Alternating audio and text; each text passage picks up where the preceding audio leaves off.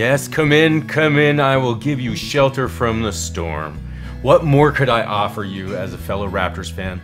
It's time for me to chime in. It's an absolute maelstrom of rumors surrounding the team right now. We need to huddle together to get through it. I think it's a storm of red sauce, and red sauce on this channel has to do with me and my buddies used to go to the bar. And after the bar, even if you didn't get chicken balls with red sauce, somehow the next morning you would wake up with it on you somewhere, on your shirt, on your face, whatever.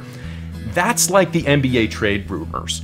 The more you hear them, the more they get on you. You start to believe them. The team has underperformed, yes, which makes us potentially a seller, but it also has great assets that other teams would want. And I think that's where all of this hoopla comes from. So the real question is, will the team be moving off players and be sellers this season or not? And over the next couple videos, I'm gonna binge a few out to talk about the second half of the season because I've been silent. I'm gonna look into some of the cookie crumbs that surround the team. In this first one, I want my first video out of my silence to really center on something that got me fired up. And there was a little run on content that had to do with the Raptors culture and how it's negative, and I want to show you one of the main videos that I was inspired by to make this video. Time now for Sid Sixero. This is where I get 60 seconds to talk. Start the clock. For Toronto Raptors update, hey, head coach Nick Nurse, what do you make of your team's effort lately? A member of the New Orleans Pelicans made some comments insinuating all is not good in the Raptors locker room. This is CJ McCollum. Quote, there's rumblings about certain players on the team not being happy. The notion that things are not well in the room. Have you seen anything, no matter how big or small, that would lead you to believe there's meat on that bone? When you talk to the guys directly, they have nothing but respect for each other still. It's an odd time of year to try and win some games when you're close to tanking and getting better odds to get the first overall pick. This beacon of sports journalism in the Toronto media then goes on to talk about how trading Fred VanVleet is the option that the Raptors should be considering in tanking in the name of culture. How does that make sense? That's not just red sauce, although it is that. It's an oxy-fucking-moron. Let me give you a description for two cultures a team can have.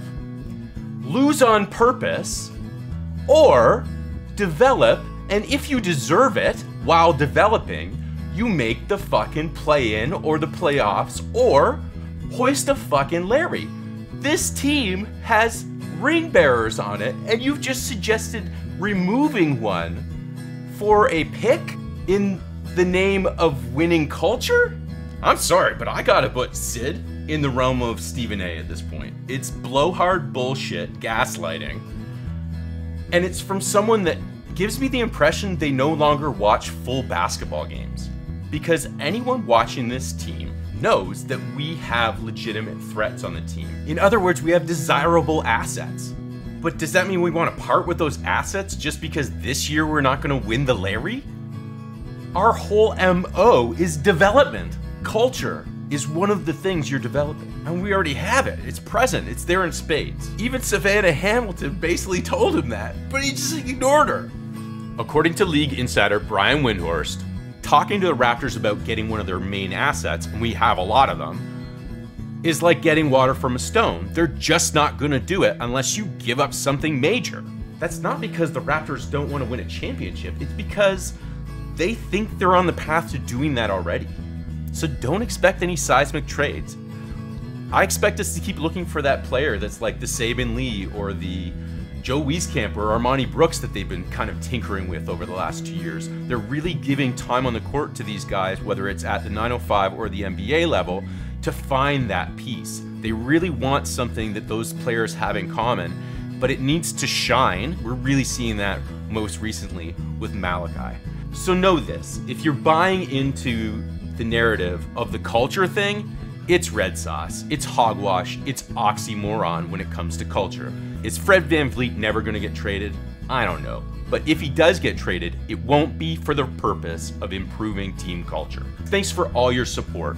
Make sure you're subscribed so that you get notifications for the next few videos that I'm gonna roll out over the course of the next week. I'm going to take a look at the actual salary cap, and we're going to talk about why it's a chicken little argument to buy into the red sauce that we need to move Gary or Van Vliet because of their player options. I think that that's fueling a lot of the fire, and I'm going to show you that that's red sauce by looking at the actual mathematics and the salary cap. I'm also going to start to give you some players that we should be on the lookout that might be those types of fringe players that don't cost us an arm and a leg from my experience watching the G League this year. It won't surprise you to hear that some of them might already be within our pipeline. Cheers, and remember, it's all about the Larrys. We just might have to be a little bit patient with this roster. Yes, you know what? That deserves some applause. 5 a.m. local.